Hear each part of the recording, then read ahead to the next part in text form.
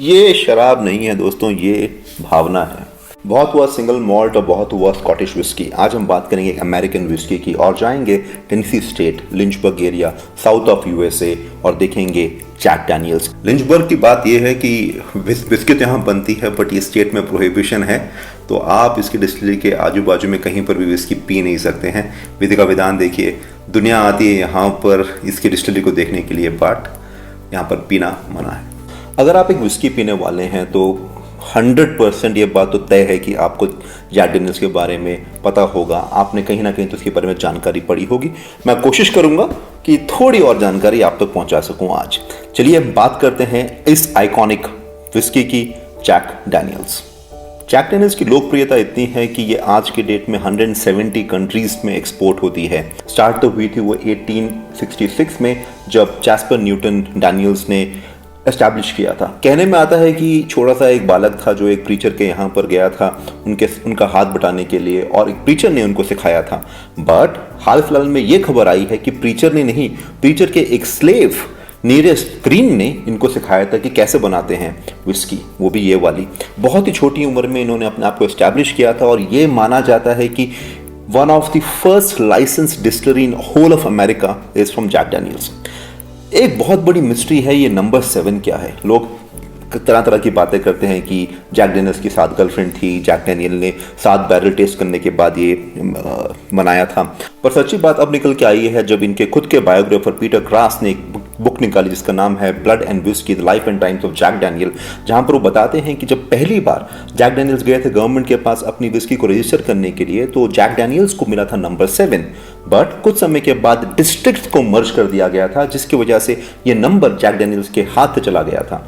तब तक as a brand Jack Daniel's काफी एस्टैब्लिश हो चुका था। सब लोग जानते थे कि नंबर 7 जैक डैनियल्स को ही बिलोंग करता है, बट नियमों के बदलने की वजह से ये नंबर किसी और को चला गया था। इसीलिए जैक डैनियल्स ने फिर से अपने आप को लॉन्च किया, calling it as the old 7 brand. मैंने एक छोटा सा एक क्लिप बना के रखा है जो ओरिजिनल ऑथर बात कर रहे हैं, डिस्क्रिप्शन में डाल दूंगा, जरूर देख लीजिएगा। पीटर क्रास अपनी किताब में जैक डैनियल्स के बारे में बहुत कुछ बताते हैं, जैसे कि ये कद में तो सिर्फ 5 फीट 2 इंच के थे, पर इनके इरादे काफ़ी बुलंद थे। काफ़ी लड़ाइयाँ लड़ी हैं इन्होंने अपने ब्रांड को बनाने के लिए। 1-2 बार ये ब्रांड बंद भी हो गया था, फिर भी कंटिन्यू किया क्योंकि जैक डैनियल्स खड़े रहे। ये भी बताते हैं कि ये किस तरीके से जनाब काफ़ी रंगीन थे, अपने एरिया में कौन सी लड़की कहाँ जा रही, क्या कर रही है, सब चीज़ की खबर रखते थे। परंतु इनकी मृत्यु जो ही थी वो उनके संदर्भ सही नहीं थे। एक बार अपने ऑफिस में आए, उनको अपने सेफ से कुछ चाहिए था, सेफ खुल नहीं रहा था और गुस्से से उन्होंने सेफ को कस के लात मार दी, जिसकी वजह से उनका अंगूठा थोड़ा सा वुंडेड हो गया। फिर वो वुंड जो है थोड़ा उसमें क्या बोलते हैं इन्फेक्शन हुई। कुछ दिनों के बाद उनके पैर को काटना पड़ा और फिर वो बेड रिडन हो गए और काफ़ी समय के बाद उनकी मृत्यु भी हो गई। काफ़ी सीक्रेट्स जो हैं ये तो अपनी कवर में ले ही गए हैं ब्रांड के बारे में, ब्रांड की काफ़ी चीज़ों के बारे में। जैसे कि मैंने बताया ओल्ड 7 नंबर 1 काफ़ी दिनों से लोग ढूंढ रहे थे, मतलब क्या है इसका, बायोग्राफर ने ढूंढा। पर एक बात तो ज़रूर है, जो मेन इंपॉर्टेंट बात थी जो वो दुनिया को देकर गए हैं, वो है ये विस्की, और जिसका आज हम एक्सपीरियंस लेंगे, अनुभव करेंगे और आप सबको बताएंगे। ये बॉटल हमेशा ऐसी नहीं थी। जब ये सबसे पहली बार निकली थी तो जग्स में बिकती थी, बहुत बड़े बड़े। उसके बाद ये लंबी और थोड़ी मोटी बॉटल्स में आने लगी, उसके बाद पतली और राउंडेड शोल्डर्स में आने लगी, और काफ़ी समय के बाद जैक डैनियल्स ने इसको अपनाया, जो अपने स्क्वायर शेप्स की बॉटल देखते हैं with black background and white foreground. मुझे तो देख के ऐसा लगता है कि कोई बहुत ही स्मार्ट सा एक सूट पहन के बंदा खड़ा हुआ है। That's a story about the bottle. चलिए और बातें करते हैं, देखते हैं क्या लिखा हुआ है। यहाँ पर लिखा है सॉर मैश। सॉर मैश का मतलब ये होता है कि सोचिए आपने एक विस्की बनानी है और आपकी पुराने वाली बैच की विस्की बहुत सही बनी थी, तो आप चाहेंगे कि आप उसका ईस्ट अपने नई विस्की में यूज़ कर सकेंगे। और भी बॉटल को देखेंगे और भी जानेंगे, बट वहाँ जाने से पहले प्राइस के बारे में बात करते हैं। जैक डैनियल्स जो है वो काफ़ी देशों में बिकती है और उन्होंने प्राइसिंग अपनी बहुत सही करके रखी हुई है। अगर आप इसको इंटरनेशनल मार्केट में खरीदेंगे तो तकरीबन आपको ये $20 से कम तक में पड़ जाएगी। मैंने खुद एक बार इसको 1800 रुपये में लिया और इसमें काफ़ी सारे ऑफर्स चलते रहते हैं।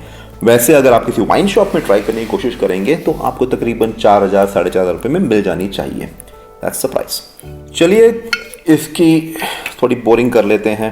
वैसे तो ग्लेनक्लाइन ग्लास जो बना था वो बना था हमारे स्कॉच के लिए, और टेनेसी विस्की को उसमें डालने की आवश्यकता नहीं होती है, बट कोई बात नहीं, ग्लास का यूज़ कर लेते हैं।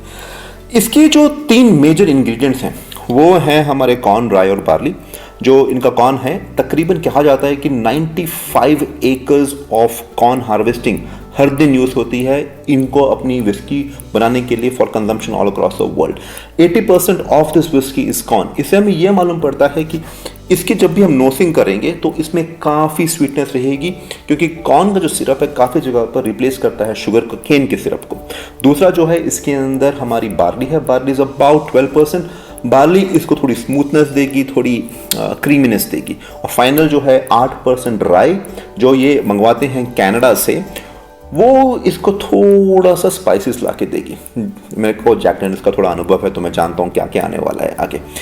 बहुत इंपॉर्टेंट बात है, ये प्राइस को कैसे कम कर पाती है, क्योंकि majority of its ingredients are source internally, मतलब बाहर से कम आता है, एक्सेप्ट दी राई विच कम्स फ्रॉम कनाडा, जो कि बहुत छोटा परसेंटेज है। नेक्स्ट बात जो है इसके पानी के सोर्स की। पानी के सोर्स जो है इनका एक खुद का ही केव है। केव यहाँ पर कहीं लिखा हुआ था इन्होंने, it's called the cave spring hollow, जो इनकी डिस्टिलरी के अंदर ही। बाकी एक बात जानना ज़रूरी है कि इसका जो रंग है, ये रंग सारा का सारा आता है इनके बैरल से। ये एक एक बैरल अपना इन हाउस बनाते हैं। ओक, जो वर्जिन अमेरिकन ओक आता है, उसकी कटाई होती है। 36 पीस से अपना एक एक बैरल बनाते हैं, जिसमें ना कोई एडेसिव लगता है, ना कोई कीला ठुकता है। और जब वो परफेक्ट शेप में आती है तभी उसको हम यूज़ करते हैं इसके लिए। एक बार यूज़ हो जाने के बाद दोबारा यूज़ नहीं होती है। ये टेनेसी विस्की बनाने के लिए जैक डैनियल्स भेज देते हैं किसी और को कि लो भाई तुम बनाओ, तुमको जो बनाना है, सॉस बनाना है, बियर बनाना है, जो बनाना तुम बनाओ, हमने तो यूज़ कर लिया यहाँ पर एक बार। बट सबसे इम्पॉर्टेंट बात जो इस विस्की की है वो ये कि ये विस्की में एक स्पेशल प्रोसेस यूज़ किया जाता है जो डिफ्रेंशिएट करता है बॉर्बन विस्की और टेनेसी विस्की को, which is called as the extra blessing charcoal mellowing या लिंकन काउंटी प्रोसेस। प्रोसेस बहुत सिंपल है। शुगर मेपल सिरप के जो ट्रीज के वुड पीसेस को, उनको काफ़ी अच्छे से जलाया जाता है, और जब वो जल जाते हैं, सारे शुगर रिलीज हो जाता है, तब उसको बुझाया जाता है ताकि वो राख ना हो जाए। उसके बाद उनको कन्वर्ट किया जाता है और बनता है उससे छोटे छोटे छोटे कोयले, और एक बहुत बड़ी टैंक में उसको भर दिया जाता है, 10 फीट के टैंक में। और डिस्टिलेशन के बाद जब ये विस्की आती है हमारे कॉर्न, राई और बार्ली के, उसको सीप कराया जाता है बूंद बूंद बूंद बूंद ये 10 फीट के चारकोल से, और उसके बाद निकलती है नीचे विस्की, और उस विस्की को ओक बैरल में डाला जाता है। ये तरीका है इसको बनाने का, जिसकी वजह से ये फेमस भी हुई। चलिए इसकी थोड़ी नोसिंग कर लेते हैं। स्वीटनेस, मैंने जैसे कहा आपको, कॉर्न सिरप की स्वीटनेस इसमें आएगी। हाँ, एक और बात बतानी जरूरी है कि इसका जो ओक है, ये इसमें कोई स्टेटमेंट नहीं लिखी हुई है। इसका मतलब ये है कि जो इसके डिस्टिलर होते हैं वो डिस्टिलर तय करते हैं कि कब विस्की को बैरल से निकाला जाएगा। वो रेगुलरली टेस्ट करते रहते हैं, बट क्योंकि फ्रेश विस्की लग रही है, तकरीबन 3 से 4 साल तक तो रही होगी, बट ज़रूरी नहीं है कि उतने ही साल रही, कम भी रह सकती है और ज़्यादा भी रह सकती है। Completely depending on the distiller कि उसको कैसा लगा कि भाई मैंने पी के देखी, अब ये बॉटल करने लायक है, निकाल लो, है ना।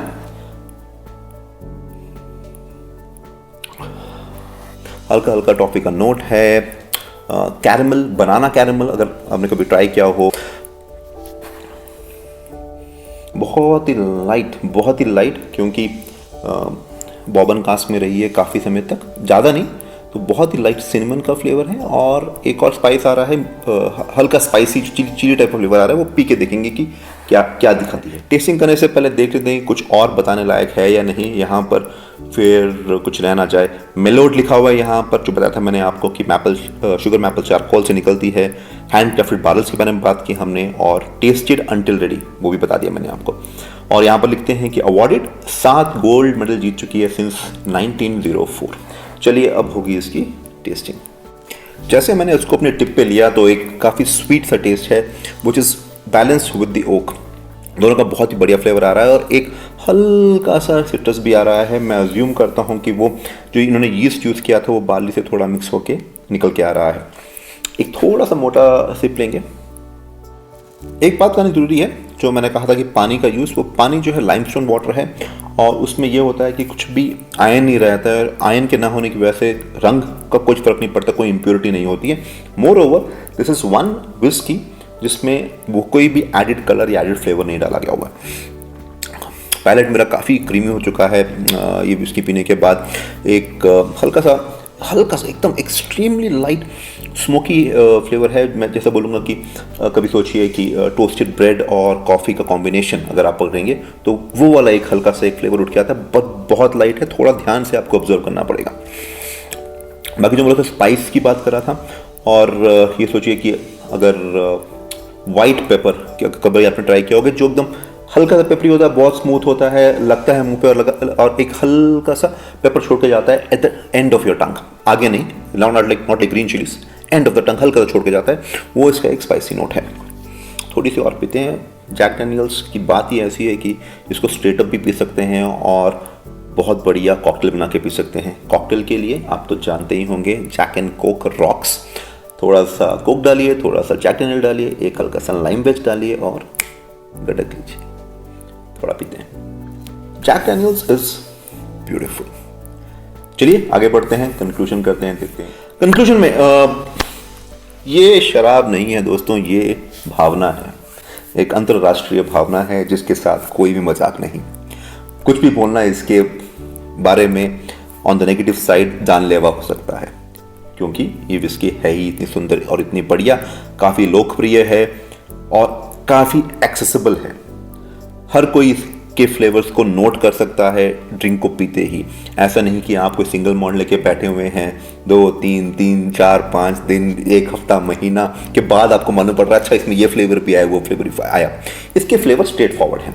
आप विस्की डालेंगे, पोर करेंगे, पीना शुरू करेंगे, आपको एक हल्का सा स्वीट आएगा, हल्का सा एक ओक आएगा, एक हल्का सा सिट्रस फ्लेवर आएगा, थोड़े से स्पाइसेस आएंगे। It's all there, it's all clear. It is a common man's whiskey. रोज़ दिख रहा होगा आपको, खर्च हो रही है कैसे। रोज़ आप अपना काम ख़त्म करके हल्का सा एक पैक बना के रोज़ पी सकते हैं। It is something that your bar cabinet must have and use it. मैं इकॉनमिकली नहीं बोलूँगा, दिल खोल के पीजिए सर, कुछ परेशानी नहीं है, जैक डैनियल्स अब नहीं है।